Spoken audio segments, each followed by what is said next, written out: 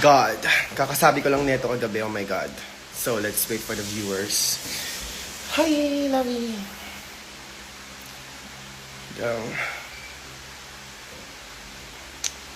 Hello, everyone. So, nakakasabi ko lang neto kagabi dun sa performance ko. After my performance, just ko. Hello!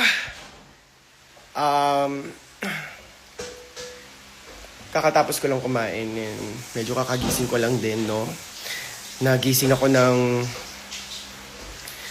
nakakagulantang talaga. Well, kakasabi ko lang neto kagabi talaga after my performance na ayun nga, sobrang dami ng mga comment na negative dyan sa Reddit na yan. Well, you have a freedom naman to comment.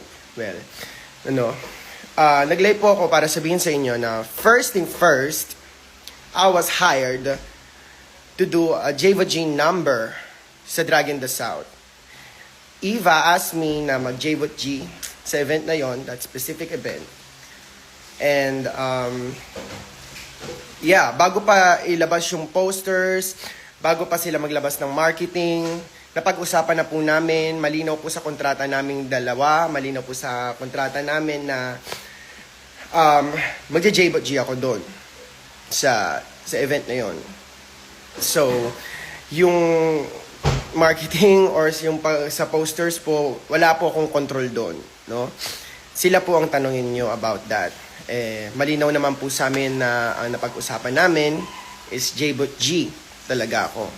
Hindi talaga ako as Maxi in the first place. So, hindi ko din po alam, no? Hindi ko din po alam kung bakit si Maxi po yung nasa main poster. Pero mas maganda pong si Eva na lang yung tanongin nyo tungkol doon. Kasi wala talaga akong access or control doon. Ganon. So, ayun. Baka kasi iniisip din ng iba, no? Na sa flow kasi ng show is medyo panghuli pa akong nag-perform. Hindi po ako yung gumagawa ng lineup. Sa production po yun.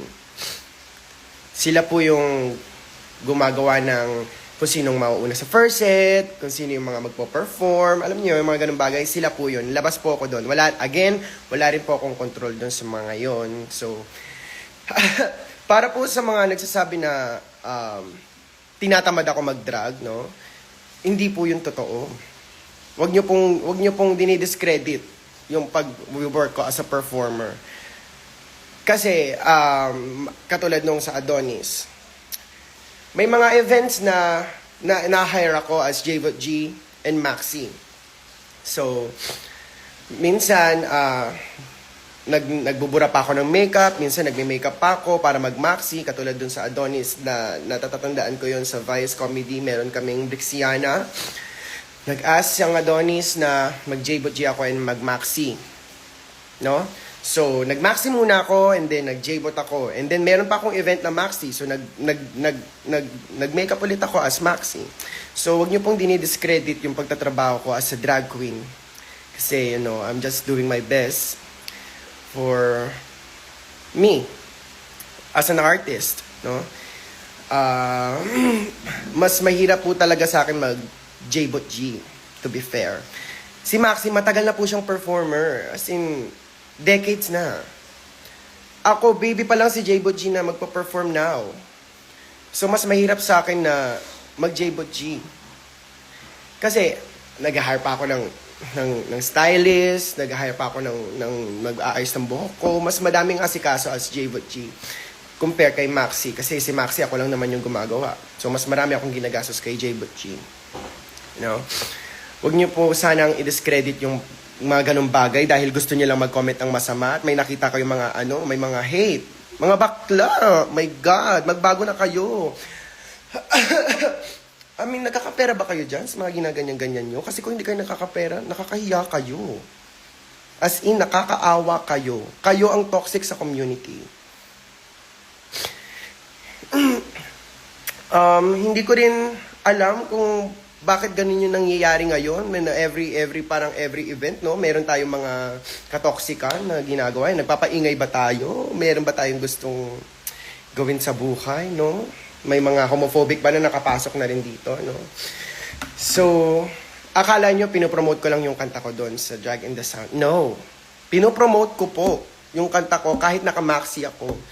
So, either Maxi or J-Vot G, kakantahin ko yung kanta ko. Siyempre, kanta ko yun eh. Kanta ko yun. So, di ba, kapag hindi ko naman kanta yung kinanta ko, may nasasabi pa rin kayo. So, anong kabubuhan niya? Anong klaseng utak meron kayo? Nak! Ha? I mean, required ba na very commentary lang tayo para makasira ng buhay? No? No, no, no. Huwag ganon. Ayun lang ang gusto kong sabihin at linawin sa inyo. I was hired to do a J-Bot G number there sa Drag in the South. And second, wala po talaga akong kinalaman sa promoting nila dito. So, ang mas maganda pong tanongin nyo dito si Eva dahil siya pong nakakaalam nun. Nakalagay po talaga at malinaw na malinaw sa kontrata naming dalawa. Sa kontrata namin, na J-Bot G po talaga ako doon. And I think wala namang masamang intention dito si Eva.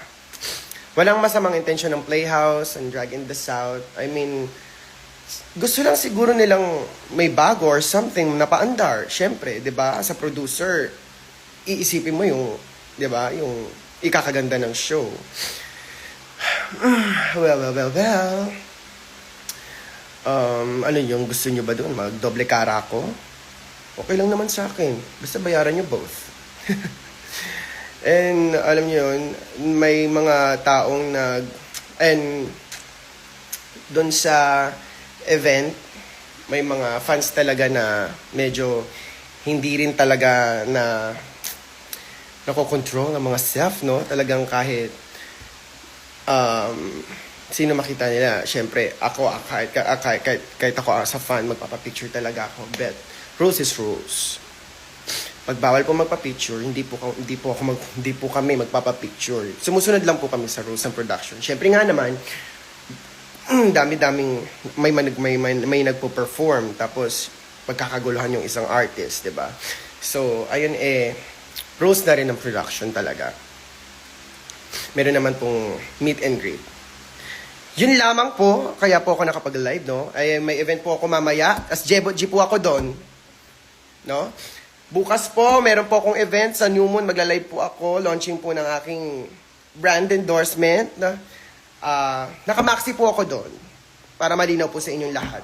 So, updated naman po kayo siguro, no? Kung fans po talaga kayo na gusto nyo makita si Maxi or si J-Bot G. Lagi naman po ako nagpa-post ng posters. Ni-story ko po lahat ng mga posters ng mga event ko. So, tignan nyo na lang po kung si J-Bot o si Maxi yung nandoon. Para po mas malinaw sa inyo. At hindi kayo nalulungkot. Hindi ko rin naman sinisisi yung mga bumay ng mga tickets kasi nga naman, kailangan naman usisain pa nila yon. Pero sana matuto na tayong usisain. Paano kung hindi pala yung event talaga? Paano kung na-scam na din kayo? 'Di ba? So, pag-aralan nyo maigi, bago kayo bumili, pinaghirapan nyo yung pera na yan. Alright? Yun lamang po at maraming salamat. Peace be with you. I love you all. Love, love, love. May iba pa bang katanungan? Cause I'm ready. Lalo na yung edit na ba yan? Talagang ginawa para sa katoksikan? Para sa mga taong problematic? Mga may problema sa buhay? Tapos doon talaga kayo magrarant na mga problema nyo? Wow. I mean, let's support each other. You know?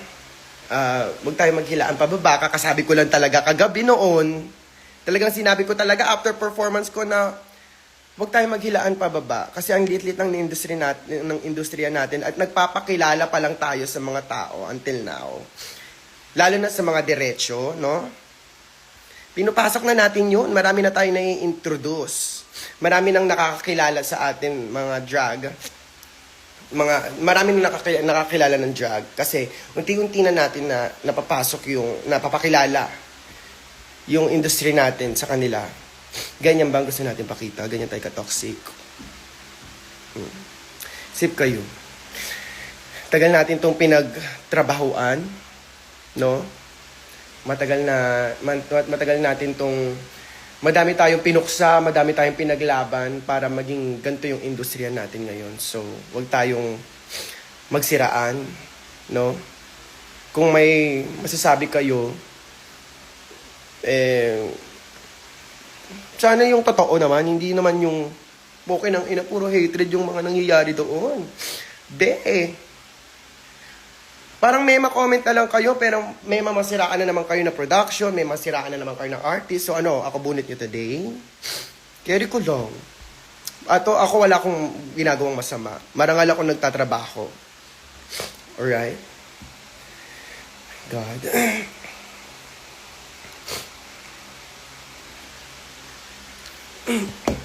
Huwag tayo magsira-siraan dito. Kasi ako nagtatrabaho ko talaga dito ng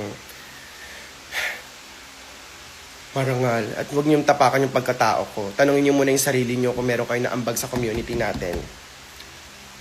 Alright? That's it. God, sarap pala mag-rant dito sa IG, no? Yun lang naman po at maraming salamat. Magandang hapon. Again, meron po akong event mamaya. Nasa poblasyon po ako. As Jebo G po ako doon. And, July 7, meron po akong live sa TikTok. Kasi grand launch ng New Moon Nighty Bright sa TikTok live. Mega markdown sales. So, kung gusto niyo mapanood, ako doon as Maxi, no? Ayun po yun siya. So, love, love, love. Peace be with you. Sunday na Sunday, no? Magsimba po tayong lahat para po mabawasan ang ating mga kasalanan. Para kay Lord po tayo makikita natin, no? Welcome to the Lord, everyone. Peace be with you. Mabuhay kayo. Love, love, love.